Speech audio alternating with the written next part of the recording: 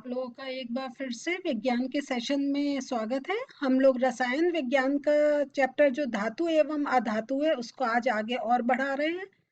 आज जो हमारा टॉपिक है वो हम सीखेंगे धातुओं की प्राप्ति कैसे होती है। तो हम लोग धातु और अधातु के बारे में पढ़ चुके हैं। अब हमें ये देखना है कि ये जो धातु है हमें मालूम है ये सब हमें एक अर्थ के नीचे से मिलता है, तो वो हमें कैसे मिलता है और उसके बारे में थोड़ी सी और जानकारी हम लेंगे। तो ये जो हमारा धातुओं की प्राप्ति का है ये मैं 3 सेशन में लूंगी। एक एक सेशन में हम लोग थोड़ा थोड़ा पढ़ेंगे कि कैसे मिलते हैं धातु, उनको कैसे साफ करा जाता है, उनकी जो अशुद्धियां होती हैं उनको कैसे अलग उनसे अलग किया जाता है, ये सब हम लोग ये 3 सेशंस में पढ़ेंगे। तो चलिए आज का सेशन हम लोग स्टार्ट करते हैं और हम देखते हैं धातु की प्राप्ति के बारे में। तो जैसा मैंने अभी आपको बताया था कि जो है धातु जितने भी हैं वो हमें मोस्टली कहाँ से मिलते हैं? अर्थ क्रस्ट से, भू भू भूपरपटी से हमें मिलते हैं। अब ये जो है मेन, ये जो मतलब हमारे धरती के नीचे से मिलते हैं। तो बहुत सारे धातु जो होते हैं वो हमें कहाँ से और मिलते हैं? समुद्र के जल, जो जल होता है उसमें भी हमें वो घुला हुआ पाया जाते हैं। और ये जो समुद्र के जल से मिलते हैं वो जैसे हो गए हमारे सोडियम क्लोराइड, मैग्नीशियम क्लोराइड, ये सब हमें समुद्र के जल से में घुले हुए मिलते हैं। और इन लवणों से हमें क्या मिलता है? सोडियम, मैग्नीशियम आदि धातुएं हमें प्राप्त होती हैं। तो देखिए हम जो सोडियम की बात करते हैं, हमने सोडियम का जब हम धातुओं के बारे में पढ़ रहे थे, उनका जब ऑक्सीडेशन के बारे में पढ़ रहे थे, तो ये जो हमारी जो धातु है ये हमें देखिए कहाँ से, ये सोडियम क्लोराइड से हम इसको निकालते हैं। और सोडियम क्लोराइड कहाँ से मिल रही है हमें? समुद्र के जल से। तो ये एक प्रोसेस होगा ना कि कैसे हम सोडियम क्लोराइड ले रहे हैं, फिर सोडियम क्लोराइड से कैसे हम सोडियम ले रहे हैं। ये हर धातु का ऐसी ही एक प्रोसेस चलता है। इसी को हम आगे जैसे जैसे सेशन में बढ़ेंगे आगे हम इसको समझते जाएंगे। अब हम जब आप धातु के इनका पढ़ रहे हैं, कैसे मिलते हैं धातुओं के बारे में पढ़ रहे हैं, तो आपको दो ये टर्म्स नए मिलेंगे, खनिज और अयस्क।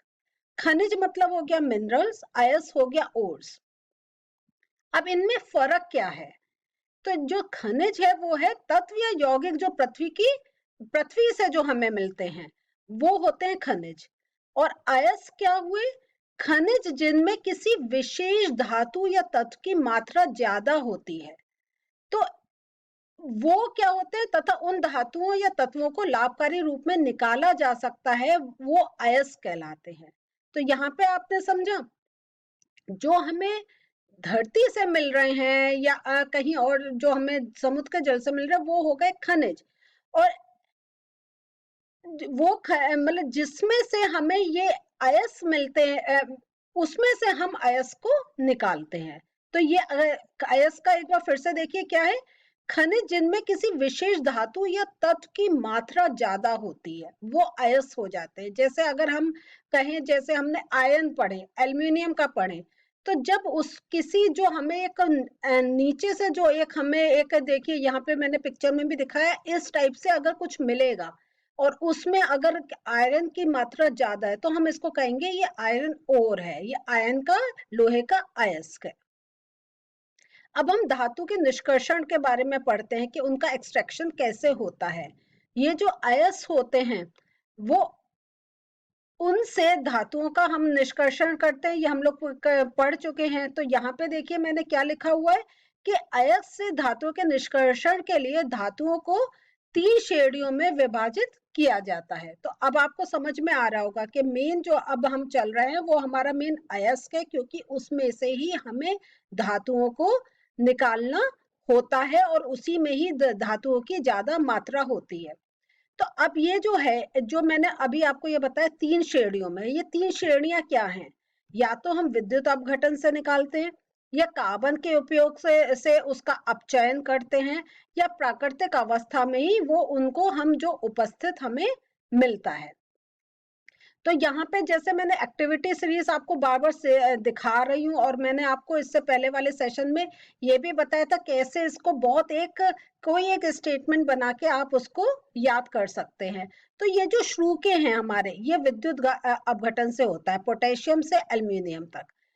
क्यों? क्योंकि ये बहुत रिएक्टिव होते हैं, ये बहुत जल्दी किसी के साथ अपनी क्रिया कर लेते हैं, और फिर जब कार्बन के उपयोग से इसका अपचयन होता है, क्योंकि जैसे जैसे हम और आगे बढ़ेंगे इसको समझ में आएगा आपको कि हम उसके ऑक्साइड बनाते हैं, जो हमारे ऑक्साइड उसका फिर हम रिडक्शन कैसे होता है वो सब अभी डिटेल में हम पढ़ेंगे।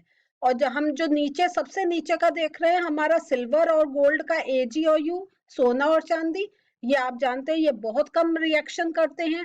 तो जब किसी से रिएक्शन नहीं करते तो धरती में भी वो ज्यादा किसी के साथ मिले हुए नहीं पाए जाते हैं, तो वो हमें काफी कुछ एक ओरिजिनल फॉर्म में मिल जाते हैं।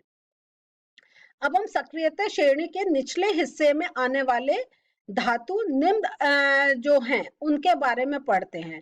तो ये जो निम्न अभिक्रियाशील धातु, ये कौन सी हम बात कर रहे हैं?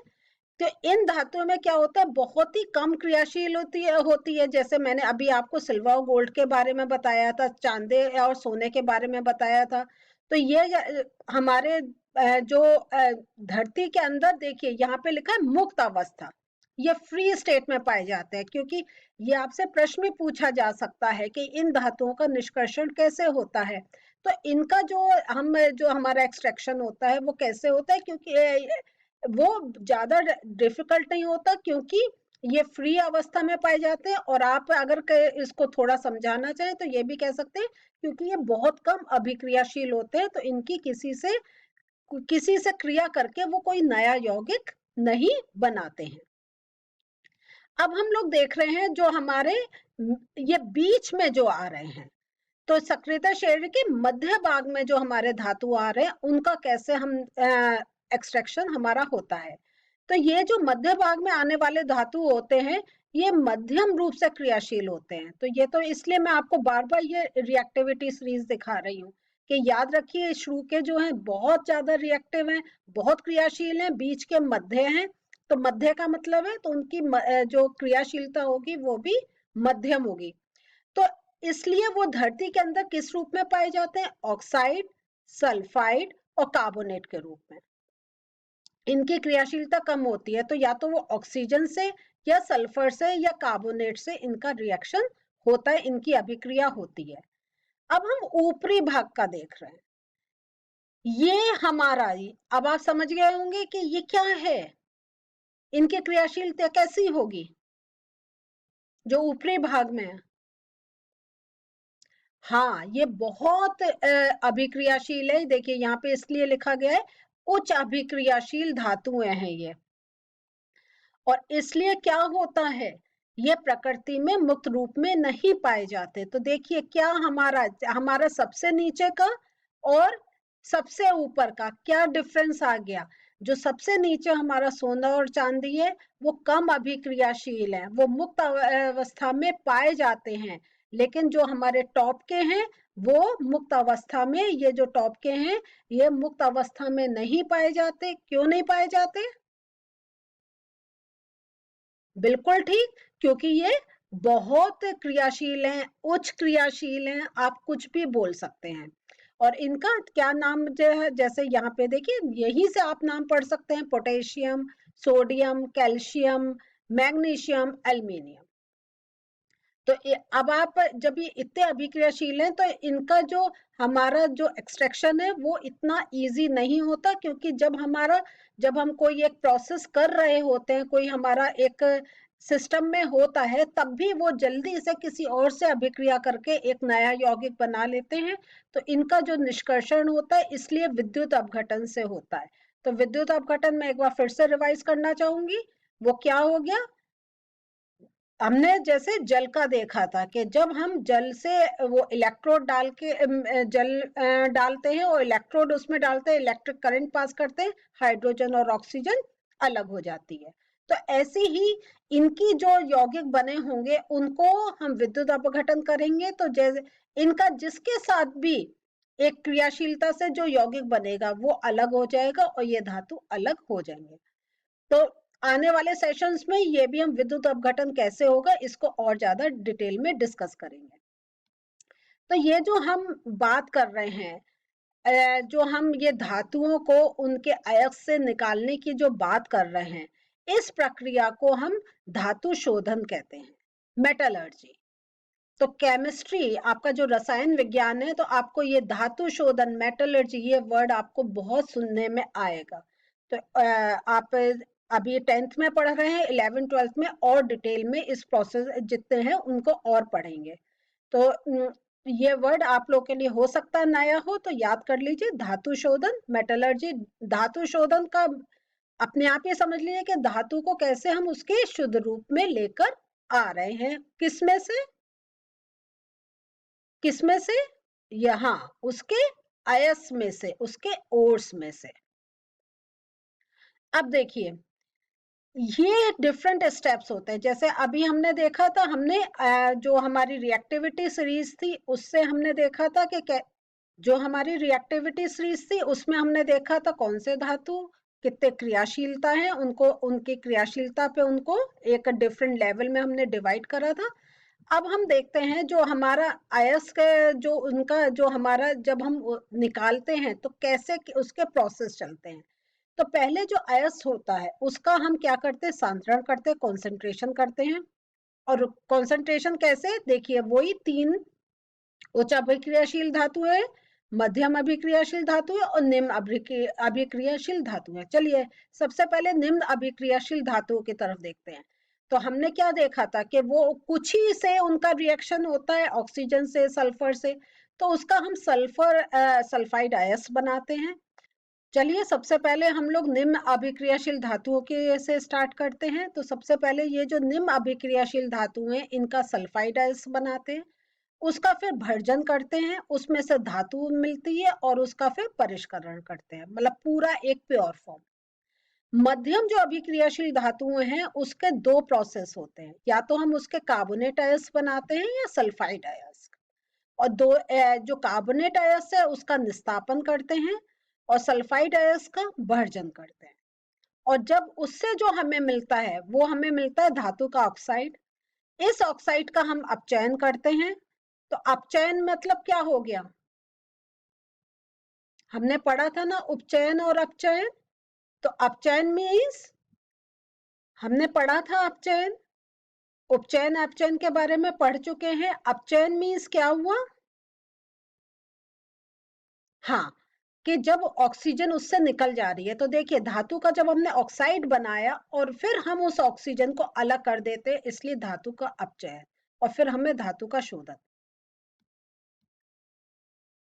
इसके बाद हम चलते हैं उच्च अभिक्रियाशील धातुओं का। तो ये देखिए अगर देखा जाए तो ये हमारा और सिंपल हो गया कि उसका विद्युत अपघटन करते हैं, विद्युत अपघटन से हमें एकदम शुद्ध धातु मिल जाती है। तो यहाँ देख रहे हैं जो मध्यम अभिक्रियाशील धातु है उनका हमारा थोड़ा कॉम्प्लेक्स प्रोसेस है। हम उनके कार्बोनेट या सल्फाइड अयस्क बना रहे हैं, फिर उनका आगे का प्रोसेस चल रहा है। तो ये अभी आप देखिए, फिर इस चार्ट को मैं चाहती हूँ आप लोग अपनी कॉपी में बना के रखें, क्योंकि जब हम एक कुछ स्पेसिफिक धातुओं की जब हम निष्कर्षण की बात करेंगे तो और ये सामने आप रखेंगे तो आपको बहुत अच्छी तरीके से समझ में आएगा। तो प्लीज इस चार्ट को अपनी कॉपी में बना के रखिएगा। अब हम देखते हैं अयस्क का सांद्रण। अयस्क का सांद्रण कॉन्सेंट्रेशन कैसे करते हैं। तो इसमें अब आप एक नया वर्ड और पढ़ रहे हैं, गैंग। ये क्या होता है, जो हमें जो पृथ्वी से, जो पृथ्वी के नीचे से जो हमें ओर्स, जो हमें अयस्क प्राप्त होते हैं, वो उसमें क्या होता है, उसमें जो प्राप्त हमें होते हैं उसमें बहुत अशुद्धियां होती हैं। अशुद्धियां कैसी होती हैं, मिट्टी की, बालू की। ये जो अशुद्धियां होती हैं इनको ये कहलाती हैं गैंग। और धातु के ऐसे निष्कर्षण के प्रूफ इसके जब हम इसका मेटलर्जी का प्रोसेस कर रहे हैं तो सबसे पहले क्या होता है, ये जो हमारी ये जो अशुद्धियां होती हैं इनको हमें निकालना होता है, इन्हें हमें हटाना होता है। और उसके बाद हम क्या करते हैं, जो हमारा ये जो हमारा ये गैंग मतलब जो ये जो अशुद्धियां इनको जब हटा लेते हैं उसके बाद हम जो हमारा अयस्क होता है उसको हम कहते हैं कॉन्सेंट्रेशन ऑफ फोर्स। तो ये जो गैंग के और धातु के अयस्क से साफ किए जाने की प्रक्रिया को अयस्क का सांद्रण कहते हैं। तो अब आप इसको समझिए, सांद्रण कॉन्सेंट्रेशन ऑफ फोर्स, तो ये गंदगी है, तो हम जब गंदगी हटा दी तो जो अयस्क है वो हमारे पास क्वांटिटी में ज्यादा हो गया। तो कॉन्सेंट्रेशन मीन्स किसी चीज का ज्यादा होना, तो जब अयस्क हमारे पास ज्यादा हो गया, वो जो गंदी जो हमारी अगर हम अभी कहें अशुद्धियों को जो हमने अलग करा, वो हमारा प्रोसेस हो गया कॉन्सेंट्रेशन ऑफ फोर्स या अयस्क का सांद्रण। अब ये जो धातु के अयस्क से जो अशुद्धियां हैं, जो गैंग है, इसको हम कई तरीके से हटाते हैं। ये प्रक्रियाएं अयस्क के फिजिकल और रासायनिक गुणों पर निर्भर करता है कि जो अयस्क है कि उसकी क्या फिजिकल कंडीशन है, क्या केमिकल कंडीशन है, उसके अकॉर्डिंग हम इनको हटाते हैं। तो अशुद्धियां हटाने के तरीके देखते हैं। भर्जन, रोस्टिंग, इसमें क्या होता है, सल्फाइड अयस्क जो होते हैं से संबंधित ऑक्साइड में बदला जाता है। फिर आ गया आपका निस्तापन, कैल्सिनेशन, ये जो कार्बोनेट अयस्क होते हैं उनसे संबंधित ऑक्साइड में बदले जाते हैं। उसके बाद आ जाता है हमारा उपचयन, रिडक्शन, ये रोस्टिंग या जो कैल्सिनेशन के बाद प्राप्त धातु के ऑक्साइड को संबंधित धातु में परिवर्तित करने की प्रक्रिया को हम क्या कहते हैं, उपचयन। तो अशुद्धियां हटाने के ये 3 तरीके हैं, भर्जन, निस्तापन एंड उपचयन। तो आज हमने क्या पढ़ा, आज हमने पहले एक बेसिक थिंग देखी कि जो हमें धातु कहाँ से मिलते हैं, फिर हमने देखा कि उनके जो हमारी रिएक्टिविटी सीरीज है उससे हमें पता चला कि कौन से धातु बहुत ज्यादा क्रियाशील होते हैं और कौन से कम क्रियाशील होते हैं, कौन से मध्य क्रियाशील होते हैं।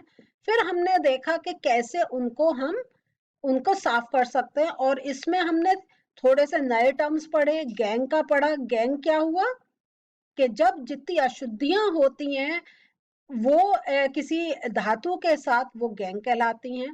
उसके बाद हमने देखा कि गैंग को हम कैसे 3 प्रोसेस से हटा सकते हैं। तो ये चीज हमने आज पढ़ी। अगले सेशन में इसी मेटलर्जी का ही टॉपिक आगे बढ़ाते हुए और नई चीजें हम सीखेंगे। तो मिलते हैं अगले सेशन में। बाय।